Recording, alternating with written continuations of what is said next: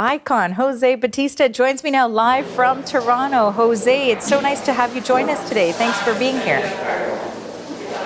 Glad to be here. Thank you very much. You know, it's almost become a tradition for me that I get to talk to you on the home opener day for the Toronto Blue Jays. I'm sure you don't remember because you do so many interviews, but I've had this opportunity to talk to you about what you associate with opening day. So what is the tradition like for you? How are you feeling on this day?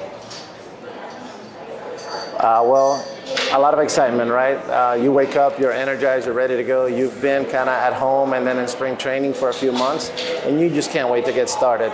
And then you walk around the city, you see how excited everybody is because, after a long winter, I think baseball kind of marks, a transition time in the weather. So hopefully a lot of warm weather to come from here on out and a great baseball. So the boys are going to be back on at 7 p.m. from here on out. And looking forward to another great season. A lot of great additions, a lot of good bodies coming back. So I'm excited about 2026, and I can't wait to see how they get off to hopefully a good start. And yes, we are all keeping our fingers crossed for that warm weather to come. Hopefully it comes soon. That always makes the Jays games that much more enjoyable. So who are you watching for on the field? I'm a Vladdy guy. In and out, that's my guy. But I know there was a lot of great additions made on the pitching staff, and look forward to it. I know that Max is coming back, and I always enjoy watching his competitive spirit when he pitches. So I can't wait, and I'm excited to follow the boys. So, of course, you've named some familiar faces. Most of the 2025 team is back this season. However, a few important players left in the offseason, including Bo Bichette. So how do you think that will affect the Jays? Everybody has to make adjustments, right? And when there's some departures, it creates an opportunity for others to step up. And I think Andres Gimenez is a very capable Gold Glove winning shortstop, and he's performed at a high level for a long time in the big leagues, and he's going to have a free runway to go out there and take that position and make something great of his opportunity. So I hate to see Bo leave, but if I had to pick a guy that take over his shoes, Andres Gimenez is a great candidate. I'm excited to see him in a full season. So we just talked about someone who's leaving, but what about the new additions to the team? What do you make of some of those? Yeah, like I said, some great on the pitching staff, and in the bullpen as well. A lot of unorthodox arms that are sidearm and underarm. Guys that have been enjoying a lot of success in the bullpen. I know that at times, the team took a little bit of criticism because of some of the inconsistencies from the bullpen. So, they definitely went out there and plugged the holes and brought in new bodies to fill what was perceived as the team weaknesses last year. So you can't fault them for trying, and hopefully they pan out, and I'm pretty sure that they will. So the vibes are high and the hopes are high as well.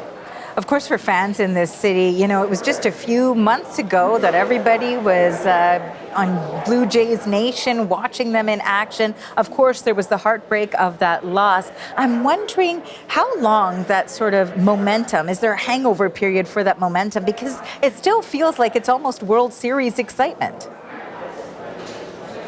Yeah, listen, I think everybody knows, and the players are the first ones going to acknowledge it. It's going to feel like the one that got away for a long time. But I think once the holiday season comes about, players kind of turn the page. It's something that you do on a day-to-day basis because it's such a long season and you get used to it.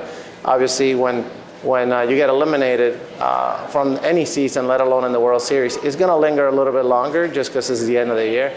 But I think, when guys get to reboot and reset and see what didn't work and what they can improve, then you get through the holiday season with Thanksgiving and Christmas. By the time the 2026, at least for this year, so the new calendar rolls around, it starts the excitement building up about the upcoming season, and you kind of forget about what happened last. So I'm sure they're over it, and they're ready to go out there another one. Well, even if they're over it or, they're trying to reset, there's got to be some heavy pressure. How do you think that's feeling?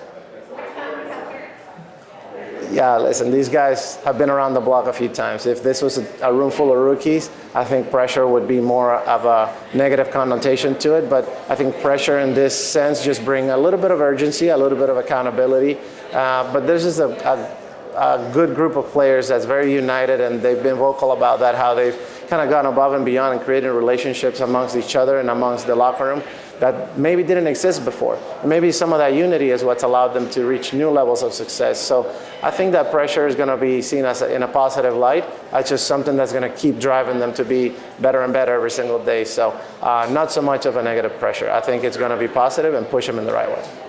So now, when we are on the home opening day, I'm wondering for you, how does it feel? Does that same excitement still exist for you now that you're a spectator and not playing? How is it different?